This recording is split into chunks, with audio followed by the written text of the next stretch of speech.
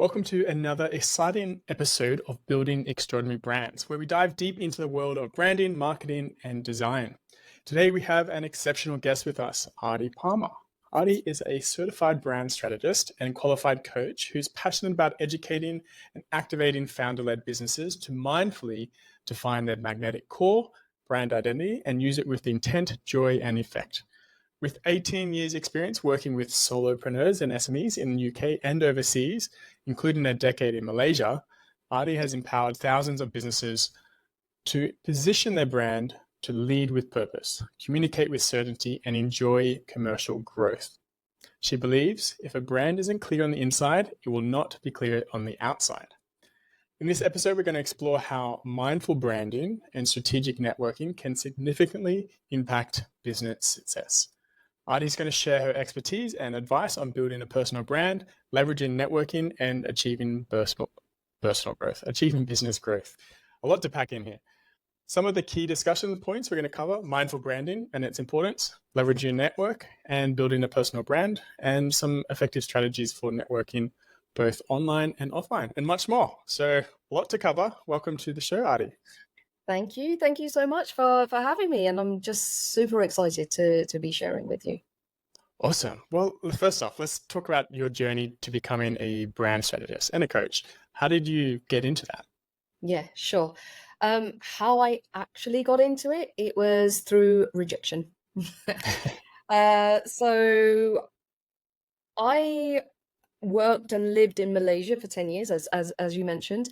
And when I finished there, I then came into our family business. Long story short, that then got taken over and we had an exit strategy, and dad retired. I then was at a bit of a crossroad of starting my own business or working with an agency. Really wanted to work with an agency, London agency, but I kept getting rejected because I didn't have London agency experience, although I had worked with like global brands and public listed property developers and department stores and all sorts of, small to medium-sized businesses in Kuala Lumpur. So at which point I was then like, okay, I'll start my own business. And at that point, I actually was a graphic designer.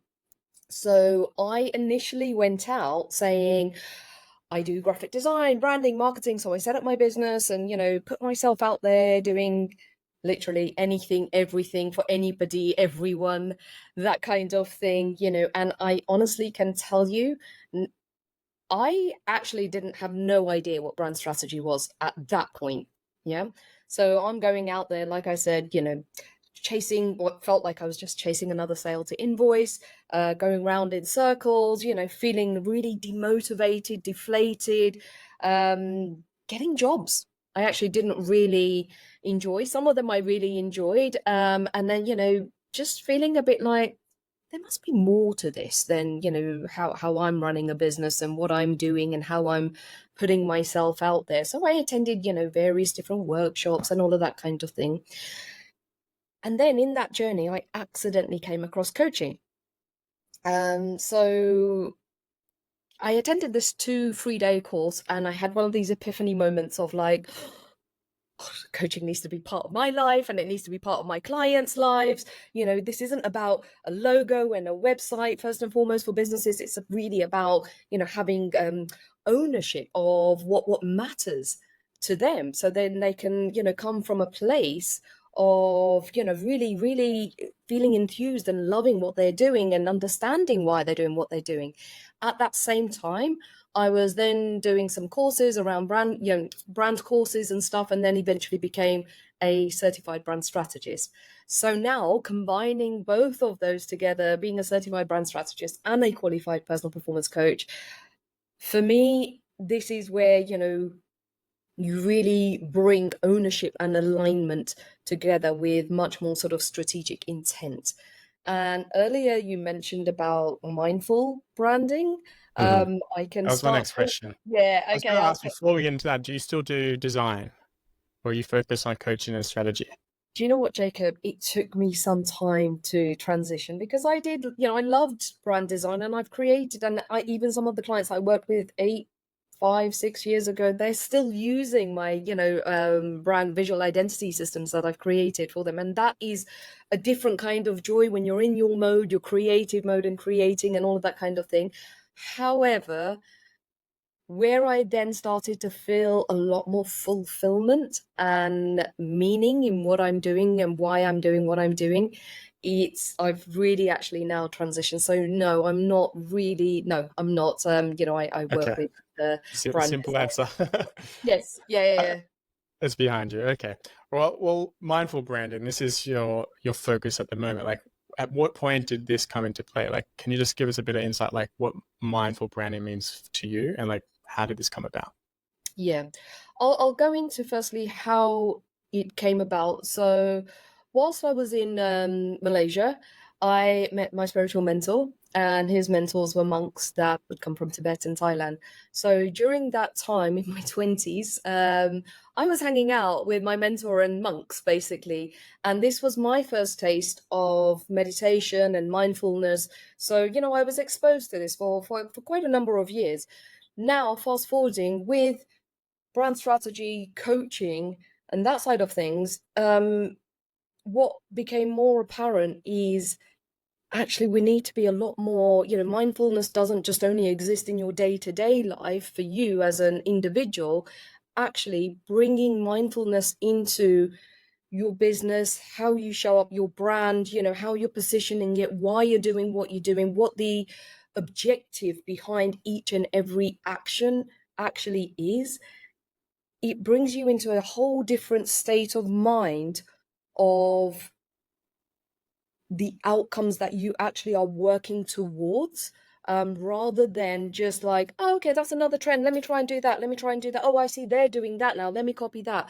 Whereas when you have more of a mindful practice and understanding, firstly, of your brand, you can then start really aligning, how you are making more informed decisions, having more conscious conversations, and getting intentional with what it is that you're actually working towards, your vision, your short, medium, long-term goals, and doing it, like I say, with a lot more intent.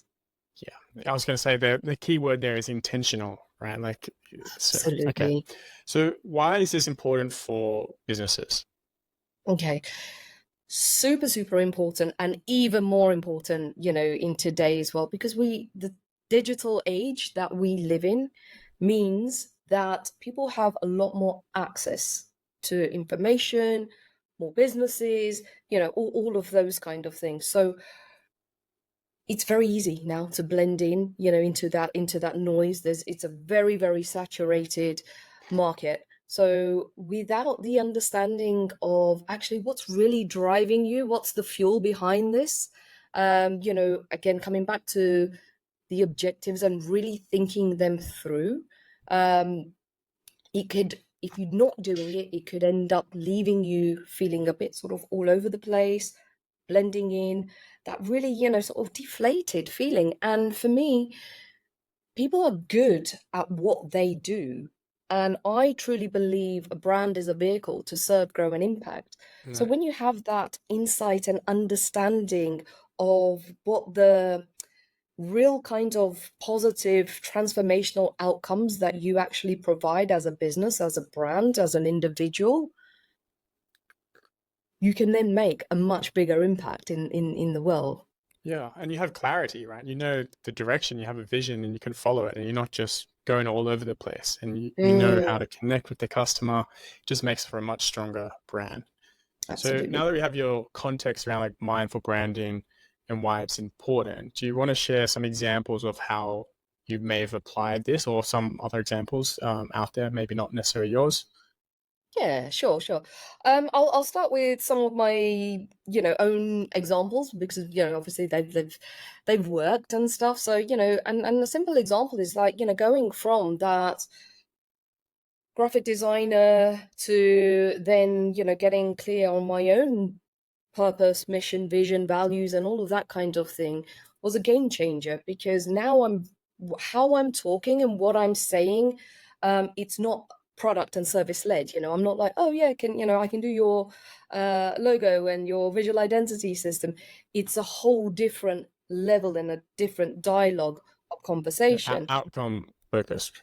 Yeah, well, outcome focused and also more of a narrative. There's an overall narrative and an understanding of why I'm doing what I'm doing. So therefore, when I'm networking or something, for example, it's not then leading with, oh, I've got a great brand maximizer strategy framework that, I deliver. Yes. It's very different to, me going into a networking meeting and saying, I love to educate and activate aspiring legacy leaders to mindfully define their brand and use it with intent, joy, and effect. There you And go. with You've done that that, one before. yes, yeah, and this is the thing about getting mindful and, you know, um, getting really intentional again, so this does then mean practicing what it is that you actually do believe in, but that means also connecting with it first and foremost. Yes. Yeah, that approach you have there, I kind of go off like I do strategic branding and distinctive design to help businesses grow. So it's like different Mm, kind of wording, similar things, similar outcomes. yeah. But you mentioned networking, which I also want to get into because this is your other expertise. So Mm, I'd love to talk about, strategies for effective networking. So what do you recommend for your clients like to help, drive business and grow your brand? yeah. So firstly, it's about knowing your brand, right? Because you can walk into a room of business owners, your ideal clients, audiences, all of that kind of thing. But if you don't have the right things to say that is aligned with your business and the outcomes that you would like for your business, that room's going to be pretty much useless to you, or you're not going to know how to actually leverage it. And this comes also back to examples of, this actually working. So with my clients, once we've got clear on what their actual brand narrative is, what they're positioning, all of the things that, what you want to be known for, how you do make an impact in what it is that you're delivering, bringing that then into conversations in the room, online or offline, actually, you're having a lot more structured conversations. You're then able to really plant the right seeds in people's minds about you. So now it's not just a generic kind of conversation of, yeah, great weather. How did you get here today? You've got to think about, you've spent money to be in that room. You've traveled there. You're taking maybe half a day or a full day to be in there. How are you actually going to leverage your time and also be of value? One of the Mm, things that I learned in Malaysia, and that's where I also got my first taste of networking, actually, so over 20 years ago, and what I've learned from my own mentors and stuff, the value of building meaningful relationships. And when I say that, I don't mean, what's in it for me, what's in it for you kind of thing. It's seeing yourself as somebody who is that vehicle to serve, grow, and impact. So having really being equipped with questions. So again, coming back to intent, going into the room and sort of being like, actually, rather than talking about the weather and the small talk, of course there will be a little bit of small talk, but actually, what quality of questions could I be asking instead so I can create a connection? Because we all know, with individuals, brands, businesses, everything is about that connection. So mhm. how do we accelerate that connection? It is through powerful questions, quality questions. So that might be simple as, asking them, there's always that question. So what is it that you do? Yeah. What's your business? That kind of thing. We're never going to get away from those questions, that they are the basics. And then it can go into, you can either stop and somebody will be like, I'm an accountant. And you're like, and it just stops, kills the conversation. Yeah. However, what you can then sort of be is like, okay, what are the most recent, most exciting projects you've worked on? How did you get into this business? What have been some of the fantastic outcomes that your clients have experienced as a result of working with you? Now you see the level of that conversation Yeah. So goes follow-up into, questions that really yeah, are the it goes key. into about them. And then guess what? More than likely, they'll then come back and say, so what about you? That was really great. How about you? Yeah. So you're able to navigate that conversation a bit more. And now you're also, without saying, this is what I do and these are my services, da da da, you're now actually sharing real life examples. You're planting seeds, you're creating stories in their mind, which then actually starts giving them a picture a little bit about you, your business, and your services. Yeah, I love that. It's there's an art to it. It does take some practice, and Yes. it's Yeah. you know, I guess the follow-up question to that is like people that are, I don't want to say new, but find it difficult to network in a traditional sense. What advice would you give to people that are going out trying to network?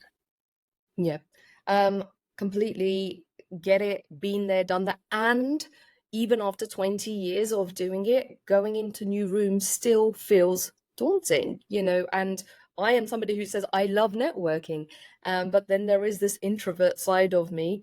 But over time, what I've learned to do is dial that up and dial that, and it comes back down, dial it up when I'm in the room and that kind of thing. But I tell you what, absolutely connects with me is coming back to my own why, my mission and vision, which then takes me out of the picture in the sense of like my own ego, my own doubts and fears. And it's like, oh yeah, I'm here for a bigger purpose. There's a higher purpose. There's people, the more people that know about the importance and the impact of brand, then they Hmm. can be making a difference in other people's lives and, doing what they do, impact Okay, more people. so what's going in your mind is that when you're talking to someone, or you're at least suggesting to think about the bigger picture when you're talking to others, that is not necessarily just about that individual, but your vision and purpose of why you're there. Yeah, yeah, because that then also opens it up to actually this is oh sorry I've got a few different thoughts Okay, suddenly let's that do it. Let's dive yes, in. this is an opportunity to you know it's a great opportunity to one for to get people to get to know you because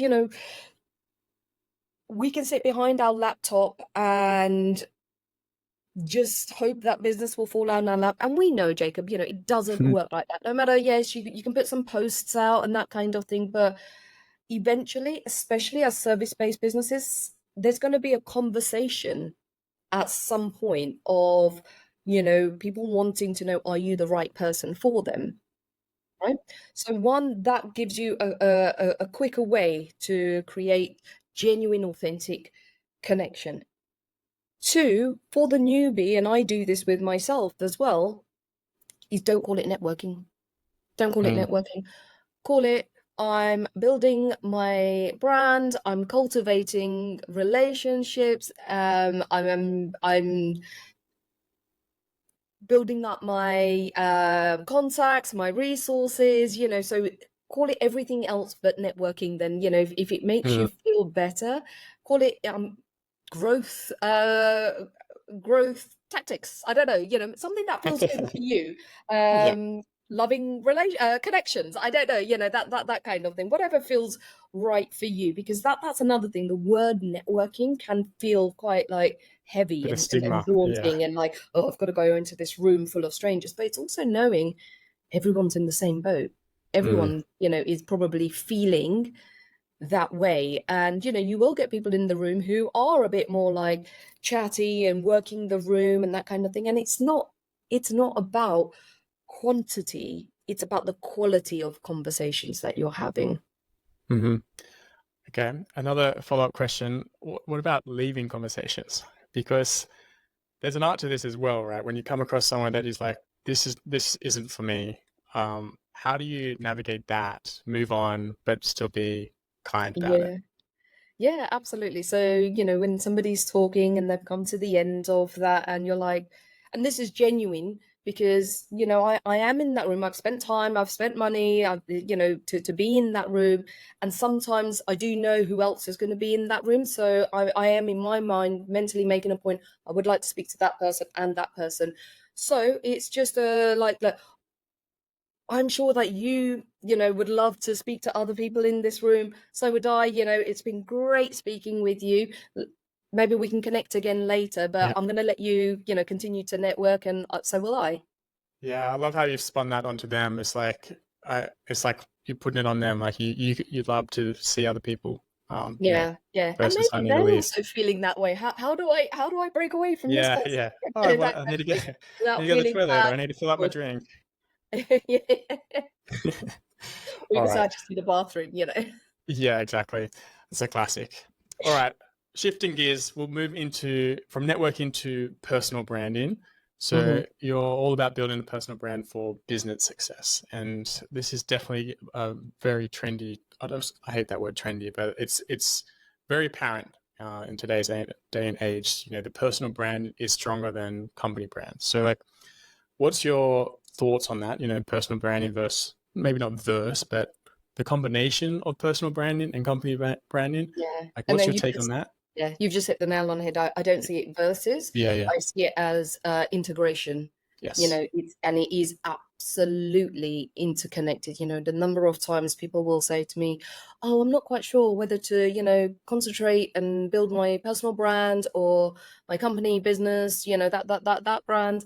I'm like, they're actually interconnected, and they all play a part, and they will um, lend themselves to each other. Simple example is I go to a networking event. That's me as my personal brand, showing up, being me, my personal personality, and that side of things. Connect with a few people. They may be like, "Oh, really enjoyed that conversation with Artie. Let me go and check out her website." Now Mhm. you're going in and you're looking at maybe my product brand. So that product brand might be my services, that side of things, Yes. because my personal brand has intrigued you enough to be like, oh, actually, let me go and see what she delivers. I feel like I'm missing, or I've got a disconnected brand and lack of clarity and all of that kind of thing. Let me know more about her product brand, that side of things. And then, that also then leans into the business brand. Yes. So for me, they are absolutely interconnected. However, you can also be quite strategic. So for me, my thing has always been building on my personal brand. You won't see so much about my business brand name, because that's not, that's not where my vision has been, to build up my business brand name. It's always been more about Aarti Parmar, brand strategist coach. So you'll see in all my positioning, and it's done very intentionally, because I want to be the sought out person, the go to expert. I want to be the person that gets invited onto podcasts, stages, talks, all of that kind of thing. And also knowing my own growth intentions and vision. It's never been about starting an agency and building a team and having that Mhm. business brand. So for me, it's been Artie Palmer services, whether it's the strategy workshop, speaking, da da da da da da. So that's aligned with my own strategic intent. Mhm. However, I've had, businesses where they're like, well, actually, strategically, we do need to make this the business brand the forefront, and back that up with personal and product brand. So Mhm. in order to get more clearer around that comes back to understanding your own vision, your short, medium, and long-term goals. Yeah, absolutely. So let's talk about personal branding then, because that's your focus, and I think we can dive into that more in more detail around standing out. You know, you said it's a very competitive marketplace. So how can you stand out in the marketplace and attract the right audience? Mm, great question. You know, I really feel and believe that a personal brand is the stamp of value that you deliver to others.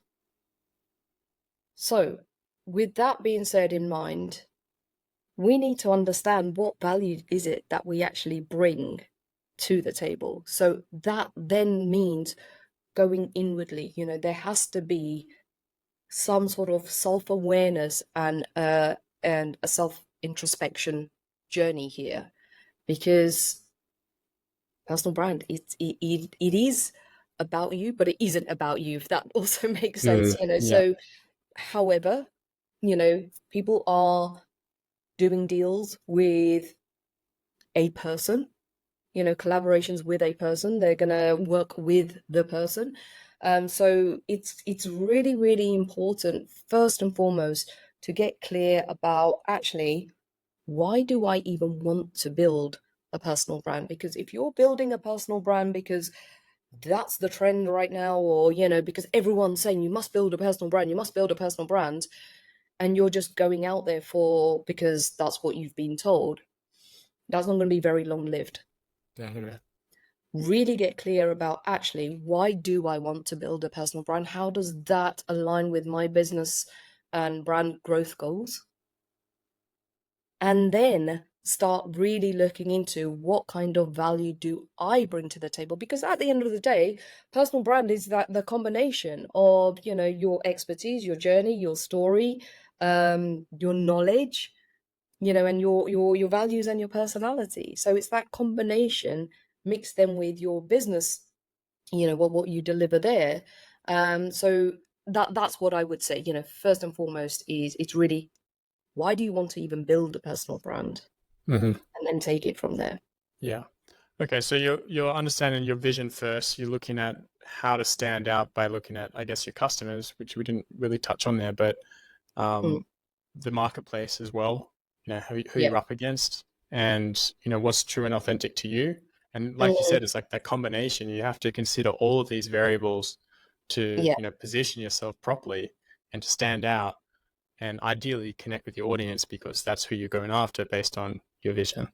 absolutely. And it's understanding you're not for everyone and everyone is not for you. So yeah, coming back to the audience piece, it is about helping them to understand why you are the right fit for them and why they are the right fit for you. Mm-hmm. Um, and that again comes with that, how you position yourself. What are you saying? What's coming into your content and your communications? How are you evidencing that social proof that, coming, if we're layering it more, coming back to coming down to those kind of challenges, pain points, helping them feel understood, and that you are the person that's going to take them from that challenge, pain point, to the outcomes and results. Mm-hmm. Well, this is a pretty fully loaded question, but like, what are some practical steps to start building a personal brand? And there's a lot of layers to this, but like, how would you break it down Yeah. in like a high level? Yeah. So, coming back to, personal brand is the stamp of value that you deliver to others. Probably step one, what are your strengths? What are your, what do you deliver? What do people say that you do really, really well? What do you often get complimented on? Go and look at your testimonials. What are people actually saying consistently throughout that? Um, if you're a real kind of newbie, and I remember I did this at the beginning of my journey, and you're like, oh, but I don't really have any testimonials. One of the things that I did do, I did an exchange of services for people, for different businesses who were also at their early stages. And I said, look, I want to build my portfolio. I want to, get some testimonials and stuff like that. I'll do this for you. And I needed some photography, for example. So she did some headshots and that kind of thing. Mm-hmm. Genuinely, though, not just like, oh, can you do this for me? So Yeah. that it was a genuine, we had a little agreement, and this is what I'm delivering for you. This is what you're delivering for me. And in fact, one person, I was delivering more, and she was just like, look, I'm going to pay you an extra few hundred because I can see that, Mm-hmm. so there was it has to be a fair Yeah. exchange. For And in order exchange. for that fair exchange, have the conversation, don't assume, in, Yes. in that sense. So that then led to genuine, beautiful, testimonials and stuff like that. Mm-hmm. Um, so that's really useful to be able to, Okay. start So you're showing understanding your value, but then it's like communicating that value through that value exchange. So, yes. Yeah. And then that's where you can then start showing the social proof and evidence, because as consumers, ultimately, what the journey we are on as consumers, I call it transference of trust. mm-hmm. So some people are going to want loads of, trust before they make that buying decision. Some people will just want to see this and this, and they've been referred from a friend, and that's good enough. That's where their transference of trust is like, right, I'm buying now.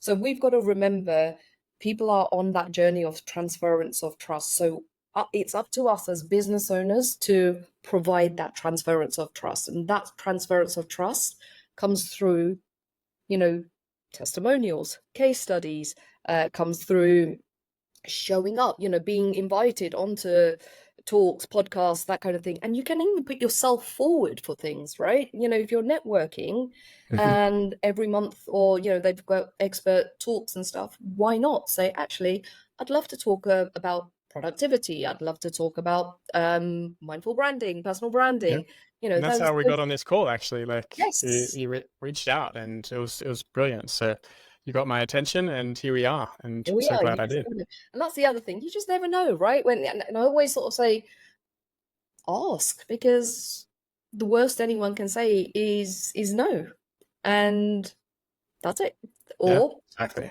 best possible outcome is this. All right. So practical tips is knowing your value, setting up that exchange of trust. So, and that can, that comes through social proof, the case studies, you know, the if you haven't got anyone or anything in your portfolio to work with someone else, and then the final thing is, I guess, communicating all of that through your Yeah, website and your socials and so forth. yeah. And I would say it's about being congruent with Mm, it, because I see a lot of businesses, and I'm sure you see it as well, Jacob, where people are just flip-flopping around. One week they're talking about this, and then the next week they're talking about that. And like real life, things where somebody said, "Oh, do you know an expert in this particular platform?" I actually do, but when I looked at her socials, and I thought, because it's my reputation online, and I love referring and connecting people, but before I do that, I just do some checks. mm, And she's flip-flopped so much. I'm like, oh, I can't actually send this person to her social pages because it's not showcasing that particular expertise anymore. yeah. Okay. So, congruency is really important. We've got to know and remember that there has to be a seamless connection, because we don't know where people are actually going to come to us from and where they're going to land on which touch point. So, we've got to make sure there is a congruent, consistent message positioning, whether it's your LinkedIn, Instagram, website, whether it's you turning up in person in a networking room. The number of times I've gone to a networking event and I'm like, wow, what a vibrant, dynamic person. Let me go and check them out. And I've gone to their LinkedIn or Instagram and I'm like, have I got the right person? You're This like, completely there's a different, letdown. real disconnect. Yeah, it is a letdown. And you're just like, oh, that's a shame. I mean, it's not that I didn't follow them or whatever, but you're just like, that person has so much knowledge and they were really dynamic, and, but it's not fully showing. Yeah, the communication aspect isn't there, and that's like the biggest problem I see with professionals, is that they're so good at what they do, but they're not as good as communicating that. Yeah. Yeah. Yeah. So I guess that comes down to what we do as branding professionals, is help clarify and get clarity on what they stand for, what their value is, what their message is, and position them in a way that they can be remembered for that one thing. And that's when that congruency comes into play. It's like, well, what is that one thing? Like, Mhm. how can you repeat that so that gets ingrained in people's memories, that you're the go-to person for that particular thing? Yeah, and absolutely banging the drum about it, banging the Yeah, drum, because a lot of us business owners will be like, oh, but I keep saying it, and people are going to get yeah, I'm bored getting sick about of it. it. When you're Oh, sick of it, that means it's a good thing. yeah, Yeah, and exactly. And if you look at some of the, personal brands, successful personal brands out there, they've been talking about the same thing. If you go back and start looking at some of their content, their YouTube videos, they've been talking about the same thing for years and years and years. And then that's where, eventually they've broken through, and then, suddenly become like, oh wow, this person's everywhere, and they're always talking about that. And, but it's come from somewhere. It's a build up. It's a build up. yep. So I guess that comes down to consistency and authenticity as well, right? Which are Yeah. vital things with building a personal brand. So why is that important? Right? Why is staying consistent and authentic so crucial when it comes to personal branding? Because we all have memories like goldfishes nowadays, So much noise. Yeah, that's right? With all the yep. noise, and then, it's just like the content, the consumption. I don't remember what I ate last week.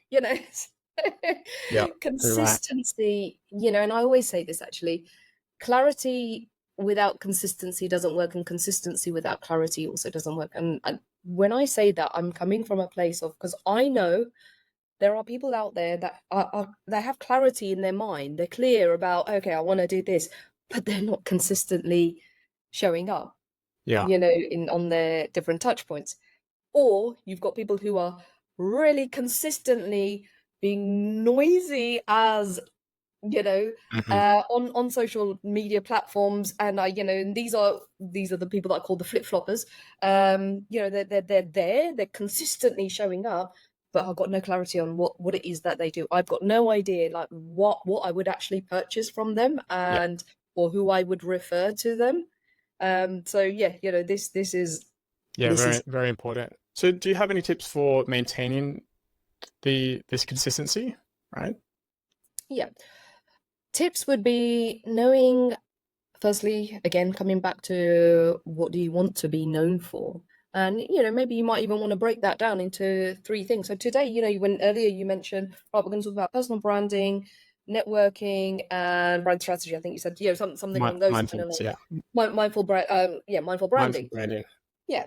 So those pretty much are my three sort of pillars. So when you come across my socials and stuff, you know, you'll see me talking about these things in different ways, through experiences, through stories, through me going to events and, you know, relaying a message, what I've learned, my takeaways, that kind of thing. And there's so many different ways. But when I'm writing my posts, content, my newsletter, whatever, you know, I'm always thinking like, okay, am I touching on these things, or one of them at least? What outcomes do I want people to have when they are reading this? What's the objective of it? That kind of thing. So having your pillars, your key pillars of always coming back to remembering what it is that you want to be known for. What of those pillars do you want to be speaking about today? How does your brand values also, you know, show up? Because brand values isn't just a thing of here are my words on the wall or a mug. You know, it's Yeah. about bringing them to life. What experiences am I creating in that way? um Creating, having certain kind of brand language, you know, having brand words, choice of words is really key, and repeating them, bring them into your conversations, bring them into your content. Like I said earlier, you know, I love to educate and activate aspiring legacy leaders. That's who I love working with. That's part of my brand language. And then I can also lean into who are aspiring legacy, because I know, you know, I've done my work around them. That's who I attract. Hmm. So, you know, creating your own sort of language around your own brand phrases and language. So then that starts getting consistent, and you become a bit more memorable for certain things, you know, like Brené Brown, vulnerability, right? Yeah. That one word, and that hasn't just come out of thin air. The consistency around it, what she's delivered, what she's created around that. TEDx talks, you know, all of the Yeah. other things. A great example. Are there any other examples that you would add to the mix there? Put you on the Um, spot. yeah, yeah. Do you know what? There is and I think he does it brilliantly. He's a guy called. Have you come across Daniel Priestley? Yes. Yes. I I've just read his think, book, or one yeah, of his books, Key, yeah, Key you Person know, of Influence. Yeah. absolutely. And I just think the way he has positioned, again, you know, his personal brand, business brand, product brands, you know, from his books to the events to um the school, you know, app, the School all the app. Yeah. different products, right? Um and he's got such a powerful personal brand. Like, he has really carved out his authority positioning. Like, when he puts a post out, I the way he's positioned is that, you know, he's sharing about the entrepreneurial stories, successes. He's a real voice for that, because he's also sharing what's worked, what hasn't worked, you know. So he, in my mind, has created that trust and credibility of what Daniel says I Mm. want to listen into. Yeah. And Absolutely. actually, I don't know if you heard his podcast with Stephen Bartlett. No, I've all.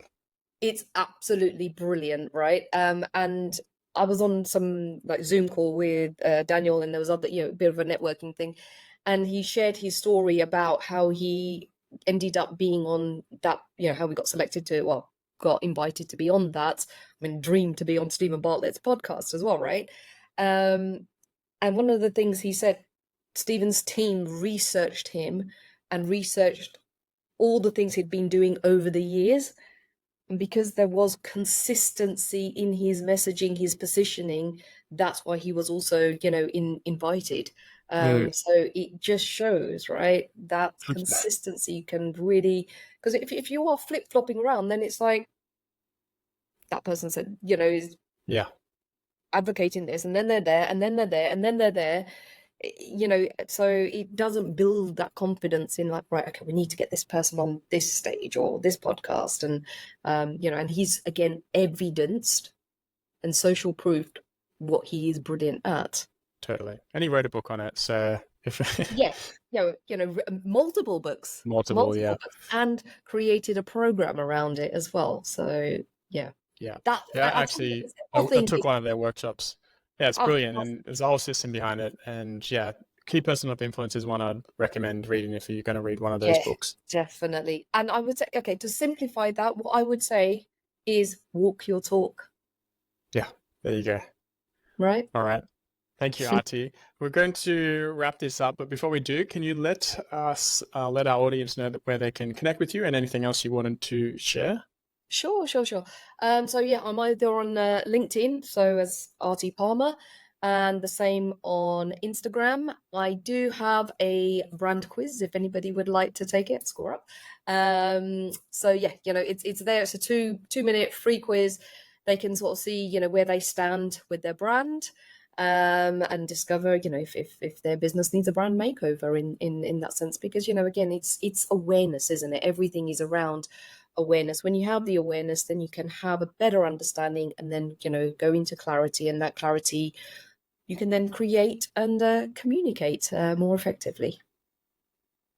Well said. Thank you so much. Thank you, Aarti. And thank you.